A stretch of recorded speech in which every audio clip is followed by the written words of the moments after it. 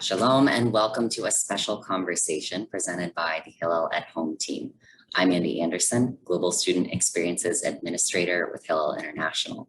In addition to being a member of the Hillel at Home team, I am a non-binary trans person who uses the they, them pronoun set, and your host for this conversation.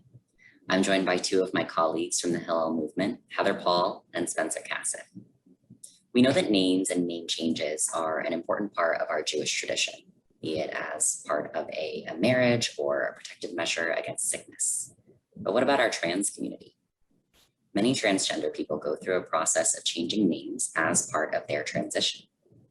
At first glance, it might seem that Jewish ritual is not equipped to tackle such a modern experience. But as we dive a little deeper today, I hope that you'll find that there truly is nothing new under the sun. So I want to start with some introductions. Spencer, would you kindly tell us a little bit about yourself?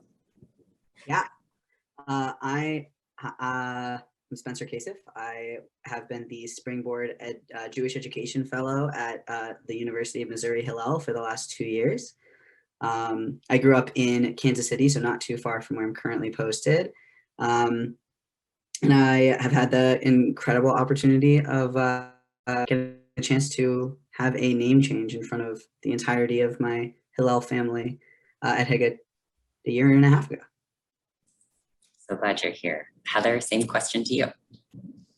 Yeah, I'm Heather Paul. My pronouns are she, her, hers. I'm the Assistant Director for Hillel International Springboard Fellowship, and I'm a rabbinical student at Aleph.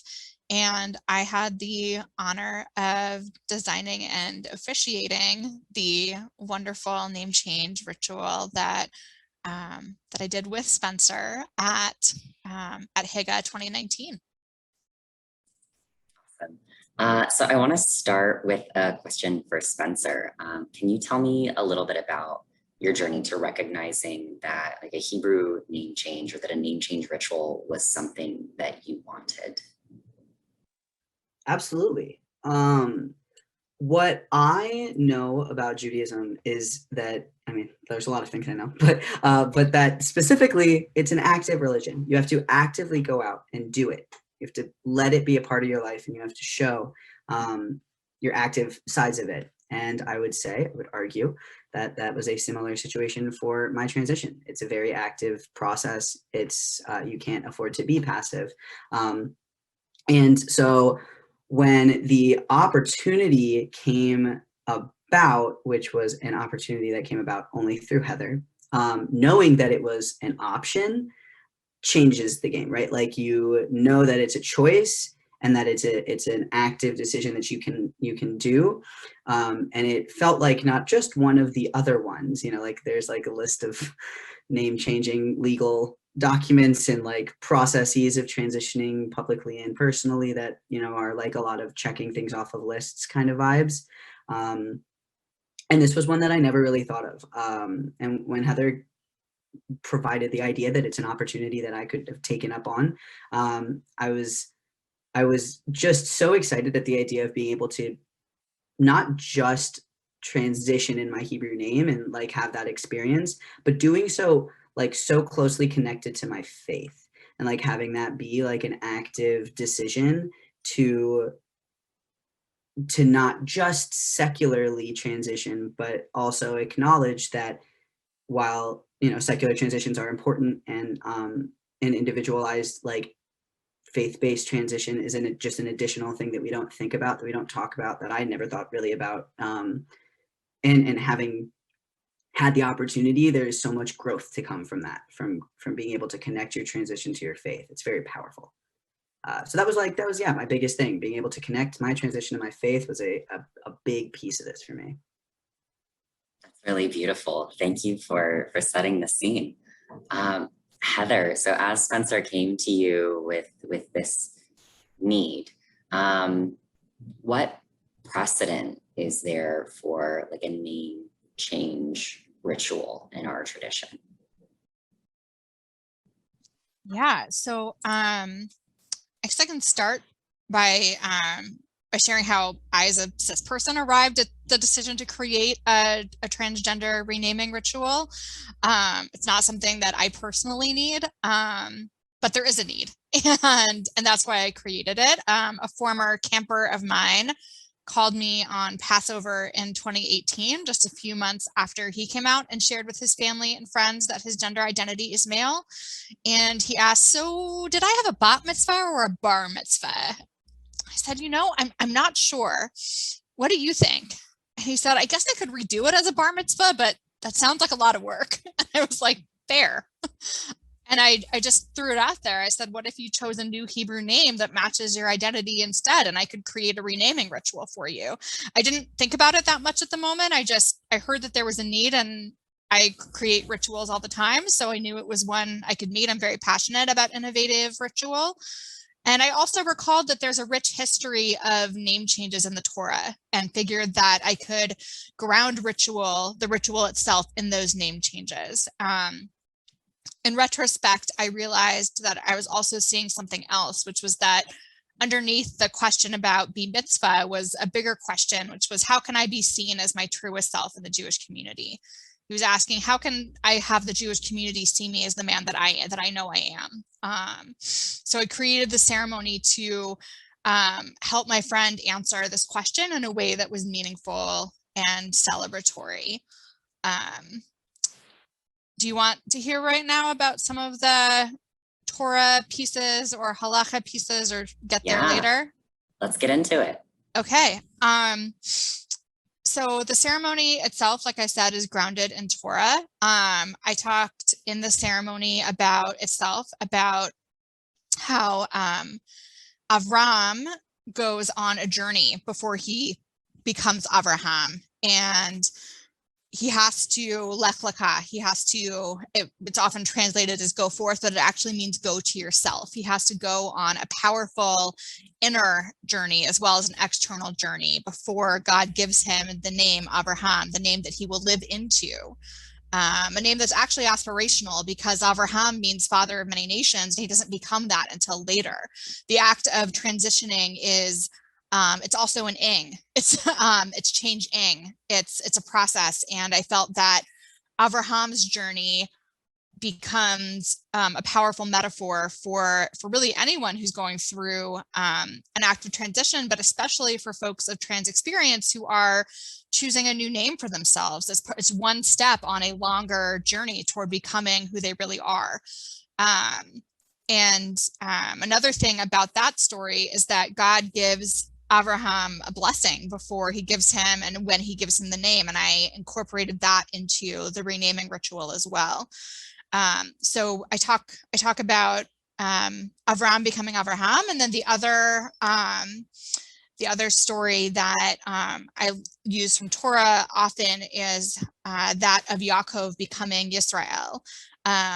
Yaakov wrestles with an angel all night, and at the end, he doesn't know that it's an angel that he's wrestling with, but at the end he learns that, and the angel tells him that you shall no longer be called Yaakov, but you'll be called Yisrael, for you have wrestled with God and prevailed. And something that I find particularly powerful about that story is that he's not named one who prevails over God.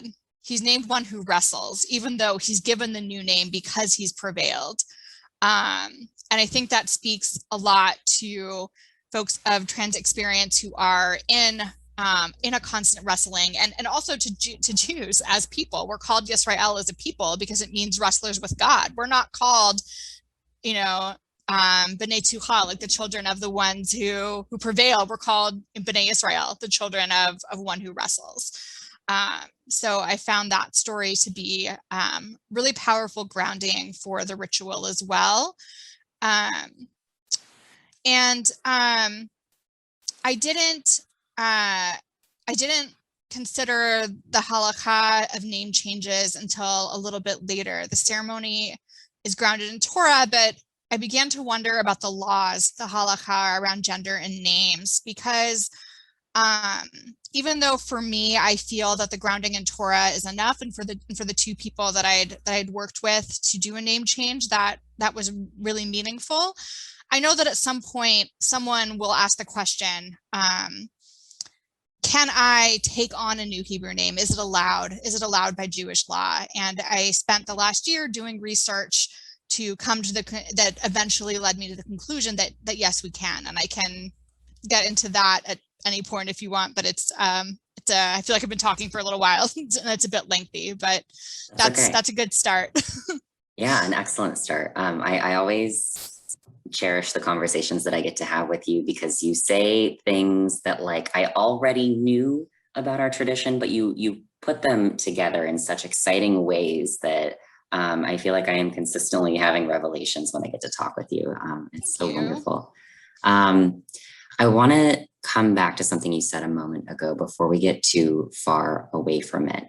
You talked about incorporating this blessing that was given to Avraham into this name change ritual. What were some of the essential components that you knew should be a part of creating this new ritual? Yeah, thank you. So when I thought about what the steps might be for this ritual, I decided on release the name, receive the new one, and celebrate. It's a joyful occasion. Release, receive, celebrate.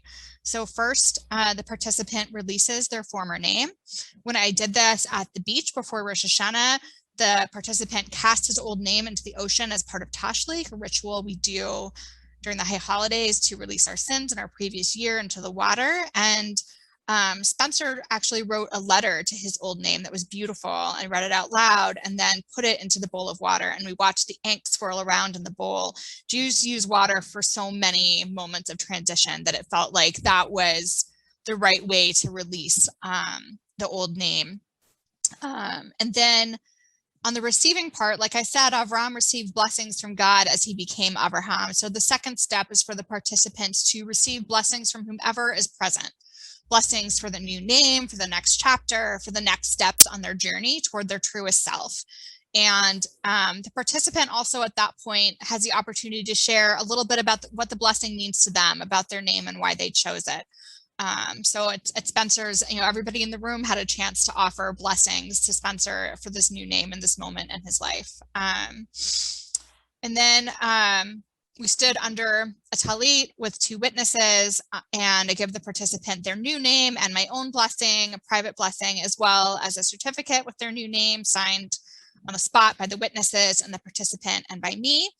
And then the last step is to celebrate. It's a joyful occasion. So at Spencer's, I started chanting Siman Tov and Mazel Tov, and he was up in the chair and we were circle dancing and it was beautiful. And at the other ceremony, it was just a small group of family and close friends, and we ran into the ocean together, and that was also really special. So I think, while these steps are the ones that I chose, it really has to match what the person receiving the new name wants, how they like to celebrate and how they like to receive and release. So those are the steps that we went through, and I thought it was really special. It was a really special moment for me. I mean, it does Spencer what it was like for him, but it was really fun. It certainly sounds special. Spencer, I want to ask you the same question. Like, what were components that were important for you to have included in this experience? Yeah, I would say that the largest thing for me, and again, all of I have the unique opportunity of coming at it from the opposite side of Heather, obviously. Like she presented me with like different ways that I can have this be meaningful, and I got the opportunity to pick the things that feel the most meaningful to me. And writing out the letter and watching it like sit and fade away in water, and like planning that, and like when we were talking about it, like that was immediate for me. That was just like what can we do that brings, because Tashlich, like water, that felt like the biggest, most like connection to transitioning that I have in Judaism, really, right? So I feel like that like water part was really important, but we were in a hotel, and so we were like, well, okay, so not the ocean, so what can we do? And this idea of like being able to like watch the ink fade away is like a very real, very tangible visual that like, I mean, every moment of that was really meaningful to me, but that's something, before I graduated high school, my uncle sat me down and said, I want you to remember every point in your life, and I want you to take 10 seconds and just look out and look at it, acknowledge it, and remember it. And so I've utilized that quite a few times in my life. And during this moment was one of those biggest moments where I just looked at the piece of paper because it's just so powerful, and such a deep level of gratitude, because I'm proud of my whole life. There's nothing I'm not proud of. And it was hard to say goodbye, but it's so important and it's so integral. So I think both the having the chance to write the letter to my dead name, and also to be able to watch it fade away in water, and have that really tangible, very visual moment was really meaningful. And for some of our folks who may not have heard the term dead name before, would you be comfortable defining that for us? Absolutely. Dead name is the name that my parents gave me when I was born. Thank you. Some people also use the term like birth name or former name, but dead name is a super common one to use in the trans community. You've used a lot of like evocative words describing this experience of seeing the paper in the water, the ink fade away. I mean, tell me more about what that felt like from the preparation, you know, the planning phase to this moment of boom, change. Yeah. Yeah. So that's a good question. It was hard writing the letter. It was also, admittedly, it was an interesting experience for me because none of my family, like my biological family, was there. And I've never really done a lot of like big Jewish simchas that hasn't been family. I feel like that's probably pretty true for most people. And it's like big simchas always happen like surrounding my family. So it was both an interesting experience preparing myself to be that open and vulnerable around people that I had just met. And also, you know, I'm kind of an open book. I'll pretty much talk about anything. My life's kind of easy on that one. So I feel like I was like ready for the vulnerability. But definitely while I was writing it, you know, you write a letter like that, like there's a lot there. A lot of gratitude to everything that kid went through, and a lot of, you know, I also gratitude, I can't think of a better word, but also like gratitude to everything that I learned through what I went through under that name and in that body. And, you know, it was a moment of deep relief for me. And I don't even think I expected that, like, honestly. Like when you asked the question, like, and then boom, change, I like giggled a little. I was like, was it? But it kind of was, like, it low-key was. Like, it was a really big moment. I think it meant more to me than I even thought it was going to. And I think that, you know, as we socially transition, and as transitioning slowly gets more and more normalized, and we talk about it more and more in society, there are steps that we take through social transitions. You know, there are like non-verbally communicated kind of steps that as a community we've deemed like these steps, whatever. And I feel like not as much of them is taking the time to be able to like look back at who you were. Not publicly. I'm not necessarily advocating for everybody being that vulnerable with everybody always, but I am advocating for it was meaningful to me as a trans person, being able to push myself out of my comfort zone and actually look back on my life and say, like, I am grateful. I am thankful for everything that happens. Like, I'm glad it happened. I'm glad I am who I am today. And I'm beyond lucky to have had such a great support system in the process, which is also something I really connected to while writing that letter, was like thinking about all of the different situations in which I found myself so uncomfortable, and who was there to support me, and what did that support look like. And, you know, like, yeah, really just like who was there to support me and what it looked like and how it felt for me. So yeah, it was a very meaningful, very like relief filled moment. It was also, I mean, you know, I just met all these people, like really just met most of them. And it was like really lovely just to have these people that really barely know me, just like have beautiful blessings to give me and just like want the best for me. Like that's just the most, I feel like that's the most Hillel thing ever. You know, it's just like a bunch of people in one room just all want the best for each other. You know, it's just all we want. And so I feel like I was like, I was nervous for that. I was like, Heather was like, do we want this? And obviously, like, yeah, I would love to have the floor open for blessings, but also there's like, I don't know these people. Like, maybe nobody says anything, and then it's just awkward silence for a bit, and that's uncomfortable. But it wasn't. It was met with such love and care and respect, which is just really all you could ever ask out of like a group of random people. It was also cool for me because there were also people that were there that have known me my entire life, that went to the same Jewish day school as me, that like work in the same community as me. It was really a wild time, and I was really, yeah, relief. I feel like that's the word I'm going to stick. Relief was like just a form of like just, you did the hard work. This is such a refreshing experience to hear, because I think a lot of our cultural conversation around what it is to be a person of trans experience, and especially for things like name change and having had a different name we used, having had a different body we used, having had like this other lifetime. Often we talk about the struggle of that. And I've heard you, acknowledge the challenge that presented in your life, but overwhelmingly I hear this like joy and gratitude, and it means a lot to me to hear, and I'm sure that it will mean a lot to other people to know that like being trans doesn't mean your whole life is going to be hard, and that there are these really beautiful and meaningful moments, and that like, yes, there can be a room full of people you are meeting for the first time. Oh no, I'm gonna make myself cry. A room full of people who are ready to say like, I'm so glad you're here, and like, I'm so excited to be a part of this with you.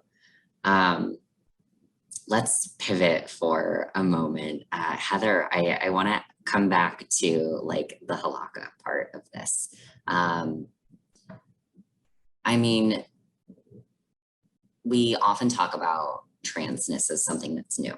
And we often talk about the transitions associated with being trans in terms of like the civil documentation that we need to do, like a legal sex change or a legal name change. But halakha, our Jewish law, is another way of approaching that. Is halakha really equipped to handle this seemingly modern issue? Great question. And yes, it is. I spent the last year researching different components of this question, specifically on receiving a new Hebrew name. And what I found is that first, names are really important in Judaism. They tell us where we come from. Adam, the first human, came from Adamah, the earth. Adam's name tells us where they came from. Names tell us who we are.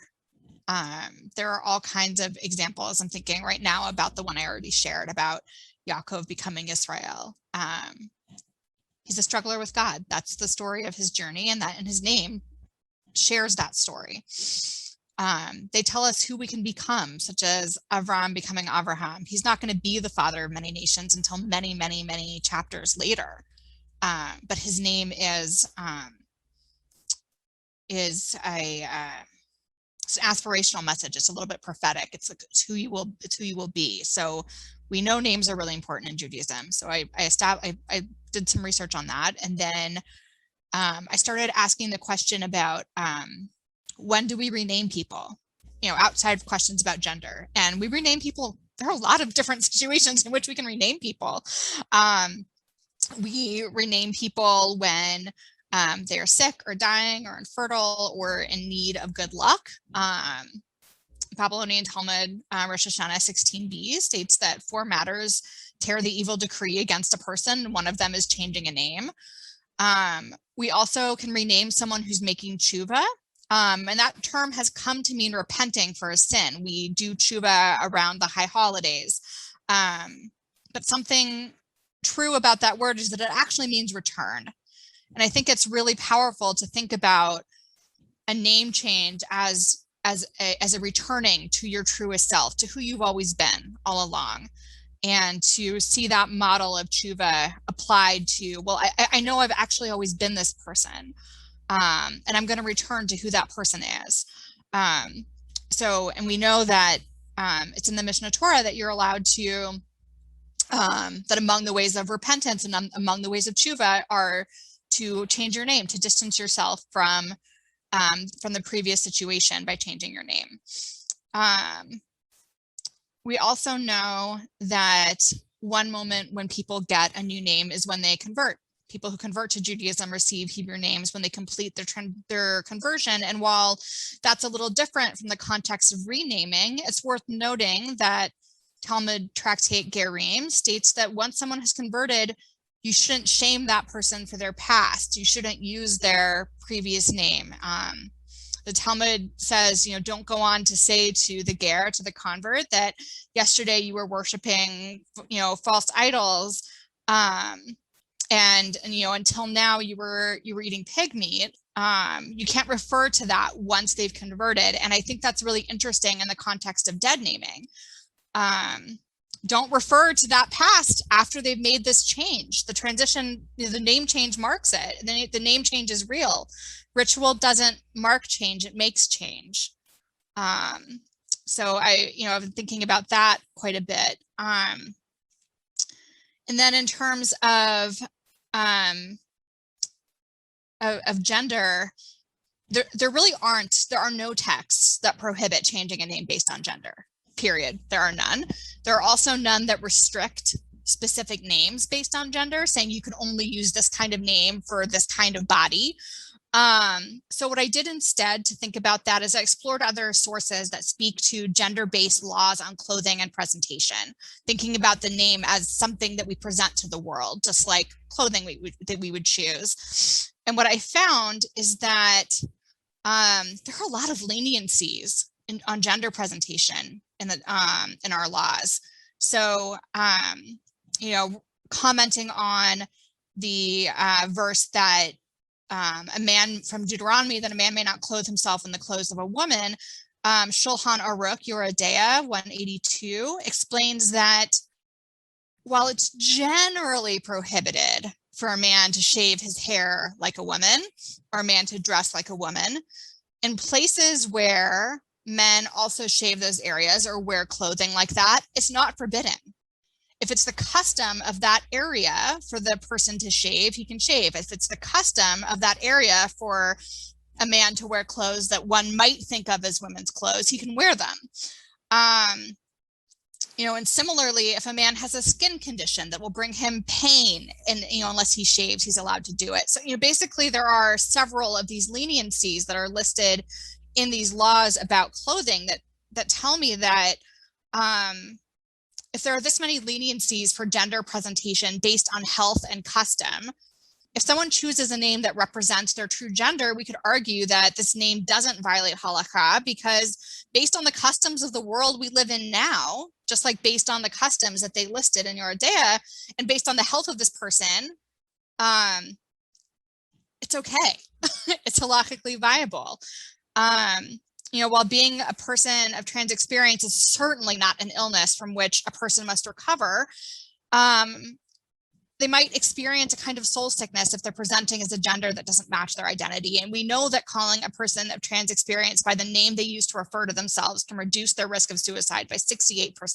It's absolutely an issue of health and safety. And while being transgender is in no way a sin, the meaning of tshuva is return, and a person of trans experience may receive a new name in order to return to their truest and best self, the self that they want to present in full to the world and to God.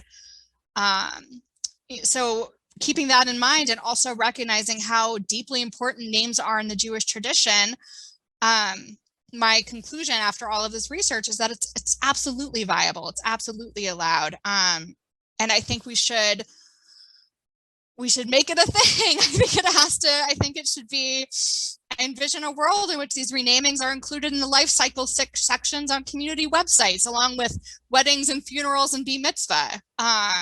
It should just be on there with all the other different types of life cycle moments, because this is really special and important, and it should be celebrated. For anyone who's listening to this recording, once it is set up as a podcast, what you can't see right now is Spencer and myself like snapping in enthusiasm, and occasionally we're all wiping tears from our eyes in gratitude for this moment. I share your enthusiasm, Heather, and I really look forward to that day where we have that kind of really readily visible inclusion and honoring of the trans experience in our community. Spencer, another question for you. This whole conversation has been pretty personal, but I'm wondering if you'd be willing to share a little bit with us about what transition has meant for you and what it has felt like for you. And if there's anything else that you would like to say about the role that this ritual played in that, I would love to hear that as well. Yeah, for sure. Oh, we officially hit my emotional bars. What has my transition meant to me? You know, I have to say, this is since 2016. No one's asked me that, which is a wild question. And I've never asked myself that, which is a wild question. Yeah, I did. This whole thing started because I was just recovering from top surgery, and Heather was like, "I got an idea." Like, okay, all right, okay. I can also frame the question a little differently if you'd like. Oh, I like it. I like the frame. Okay. Okay. Yeah, I'm working out the thoughts in my head. Sorry. Sure. There's no rush.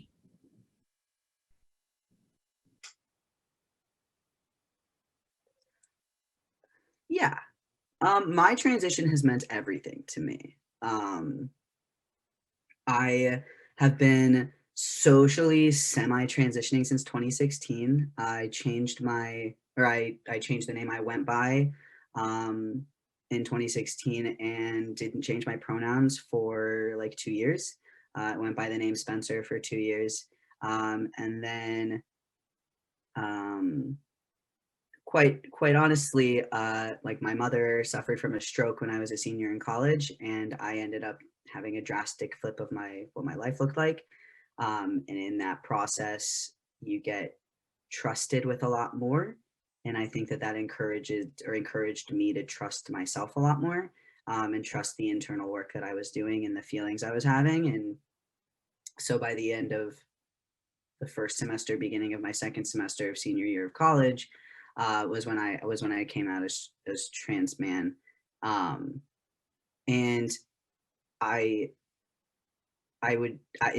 that's not usually the trajectory people tend to take.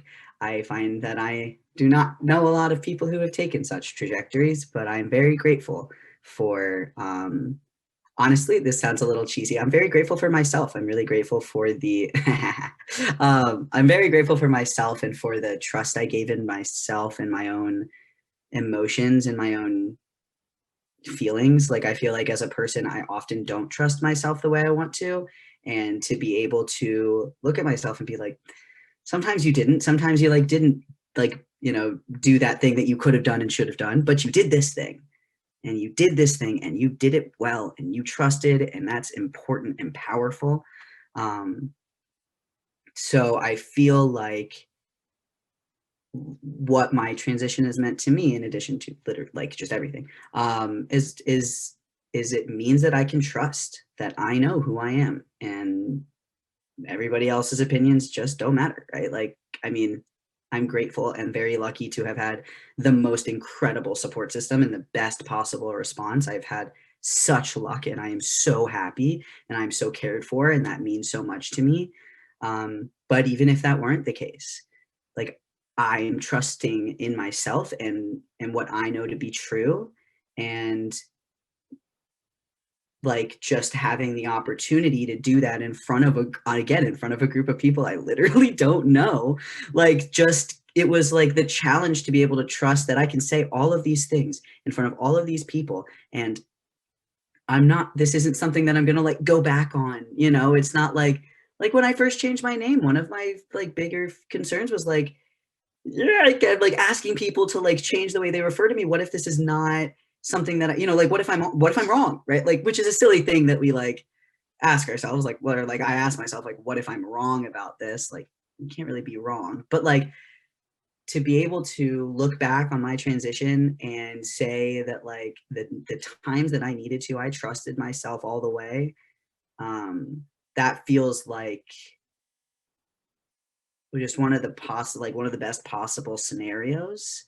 Um, and for the connection of the name change within that, I would say that I even more so let myself trust that Judaism really does take that place in my life. Like, you know, we live in a world where religion is slightly less on the forefront of everybody's mind and conversation. And so, like, it does sometimes kind of feel weird interacting with other 20 somethings who are like, I don't care about religion at all, which is totally fair, right? Like, that's so fair. But like, to be able to look at my life and trust, like, and truly be like factual in that Judaism takes that much of a role in my life, and it holds that much power and holds that much meaning, was also just kind of goes similarly.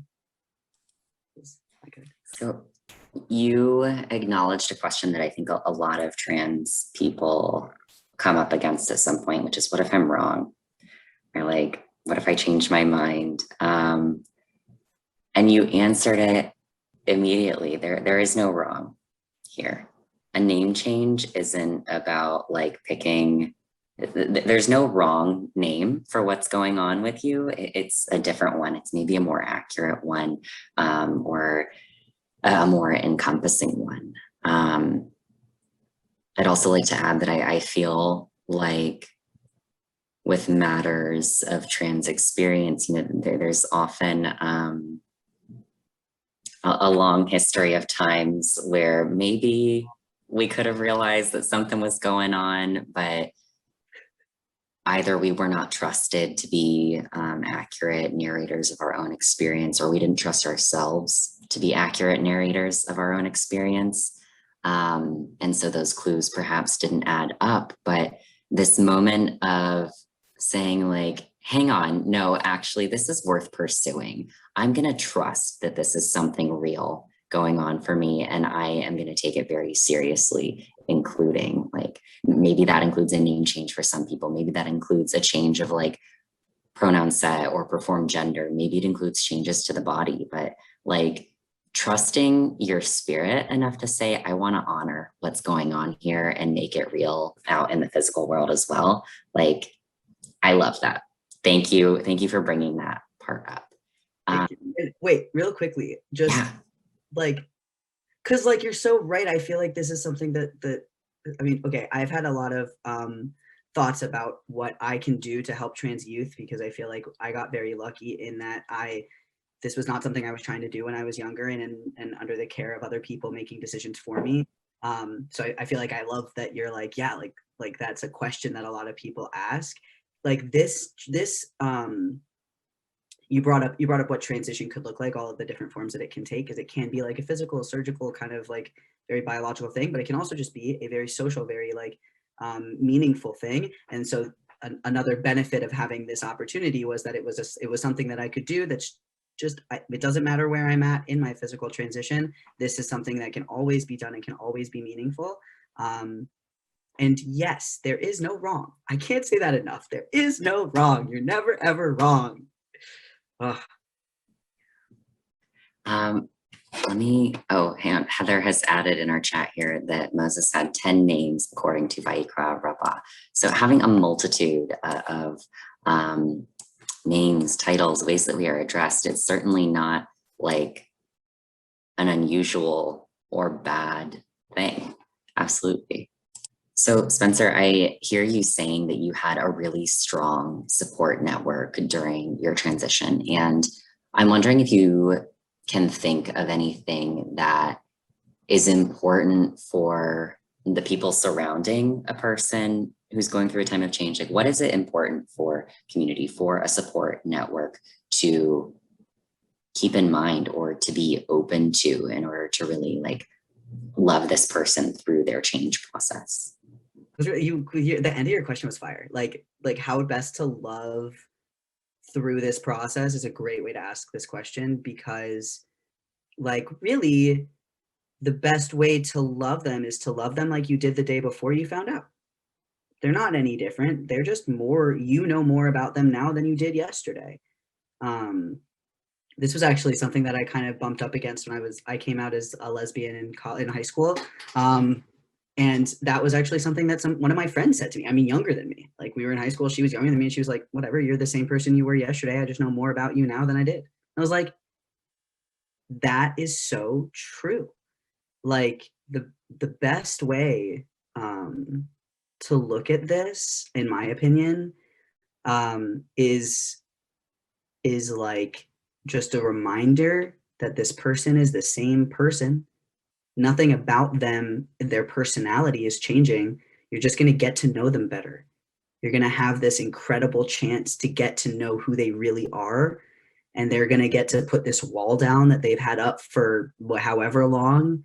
And I would say there are like three kind of things that I would recommend to families, simply that I learned based on my experiences. So no expertise on it, just like my lived experience. But like the first thing that I would say is, honestly, maybe don't ask why that name. Like, I'm not a huge fan of that question. That was a personal thing. But for me, what I did, the main reason I'm bringing that kind of up is that if they want to share with you why they chose their name, that is a super reasonable thing to share. But that question can feel very like there has to be an answer, and maybe there just is not an answer.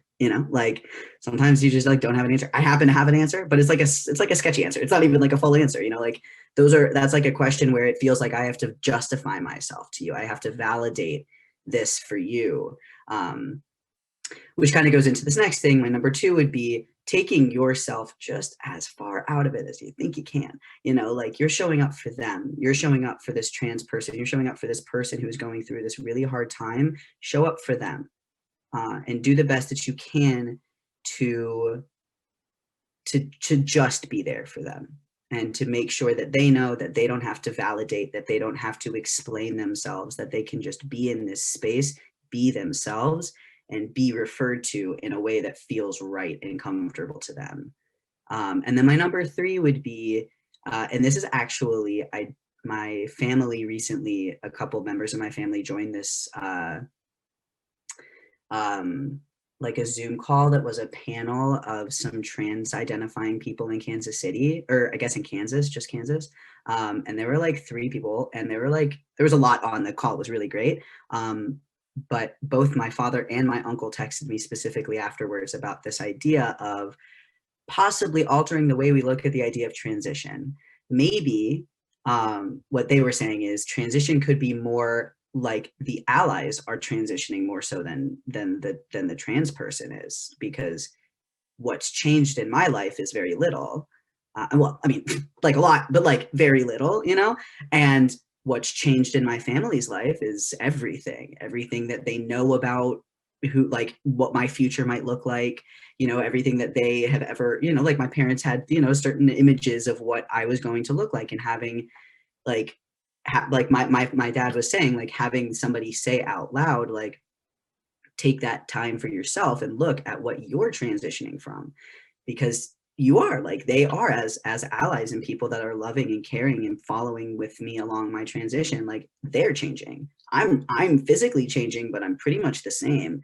And like this idea that potentially the transition is more of a transition for the allies and just a life lived for the trans person, just felt like a really awesome analogy that I'm very grateful that I heard, so I can share with others, because I really like it.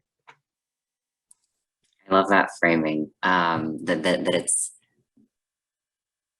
a transition for our allies, for the people that are around us. When I went public about my decision to like incorporate some healthcare decisions into my transition, I explained it to my coworkers as like same great flavor, fun new look, to explain like, hey, I'm the same inside you already know what's going on inside. I'm just going to look differently from here on out. And I'm going to want you to call me something a little bit different. Yeah, in a way, we are kind of giving our loved ones the tools for their own transition. We're telling them about what we want them to know about us, how we want them to treat us. And I just want to say I love talking with you both. This is the best part of my week. Definitely a little oasis in what is otherwise a very tough time. Heather, I know that you have a story that you want to share with us. Yeah, it's just so beautiful. This is like the best part of my week too, best part of my month, year, I don't know. I'm so overjoyed right now. I'm so moved by that idea of like the transition is for us, it's for allies. It's incredible. I'm gonna be thinking about that for a long time. Something that you said, Spencer, about how you're not actually changing, or what your friend said to you when you came out, reminded me of one of the examples that I explored in the Talmud around name changes, which was in Eruvin 13b. The sages tell us that Rabbi Meir's original name was not Meir, which means to enlighten.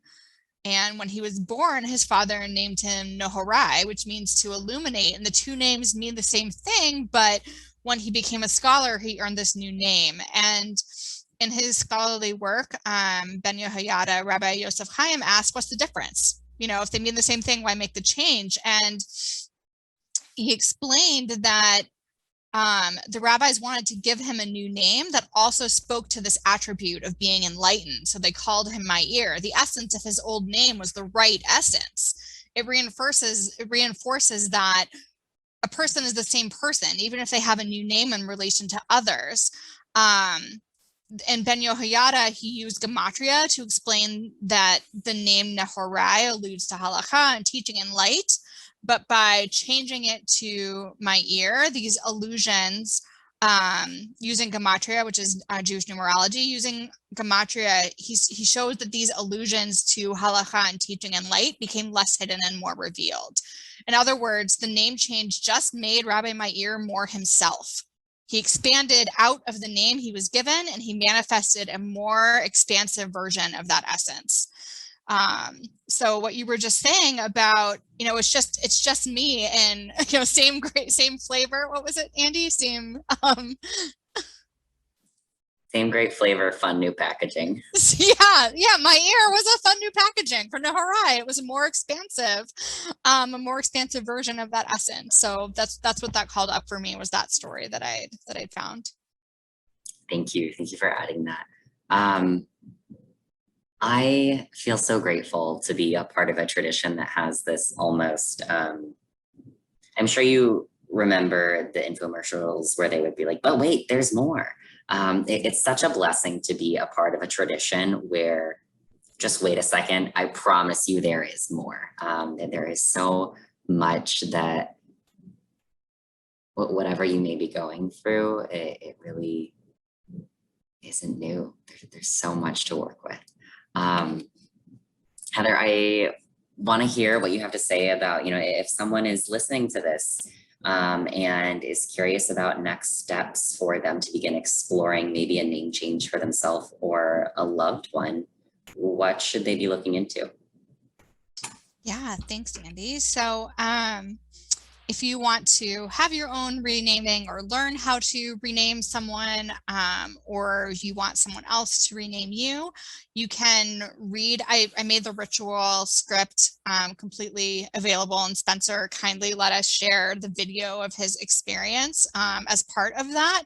If you go to ritualwell.org, you can find and, you know, type in the search bar transgender renaming ceremony. You'll find it. The whole script is there. And the video is there, so you could watch and see which parts are a good fit for you and which parts might not be. I'm also available to lead these myself, and I'm happy to answer questions about them. If you want your own clergy or you're a friend or somebody else to lead it, I'm happy to talk you or them through the process, in addition to sharing the resources. I should not be the only person doing this. I've tried to make it as available as possible because, like I said, this should be on synagogue websites as a life cycle option. So I'm very happy to be a resource. People can contact me through my website, which is scatteredleaves.net. I'm not sure. I know people are mostly listening. I can also share those links if you want them. But really, it's ritualwell.org, and then put in transgender renaming ceremony. And if you want anything else, you can find my website, which is scatteredleaves.net. I'm really happy to help you make this happen in any way that you want. And if you're clergy listening, or somebody else who wants, or an officiant, I'm happy to teach you how as well. Thank you, Heather. I will include those links in the description of both this video and this audio so that folks will have the ability to just click on that and go right to the appropriate website. We are going to wrap up shortly, but first I want to leave space for any closing thoughts or remarks that you might have. Well, I would like to take this opportunity to thank Heather Paul as an incredible mentor and role model. The amount of passion that you have to bring rituals to a world that is just so scared of it is so amazing. And it's so impactful and it's so powerful. And I just need you to know how amazing you are. And I love you so much. And this is the stuff of changing lives. You are not only marking change, making change in other people's lives. You are creating change that kind of reverberates out. It's not just the one drop in the water. It's going to continue to bloom outward and change many, many people's lives. Thank you. And thank you both for having this conversation with me. Truly a blessing and a pleasure and a privilege to share this time with you. Thank you so much. Now that I'm crying, thank you. Thank you to both of you for having this conversation with me, and thanks, Spencer, for including me in your story. It's been a real honor, and I also have gratitude for my friend Jasper, who experimented with me and let me create the first one. So I'm aware that as a cis person, these rituals are not for me, but they're very important to me, and I'm really grateful to get to be in people's journeys in this powerful way. So gratitude to you for that, and to both of you for this wonderful conversation that just made my day and week and possibly year. Thank you so much.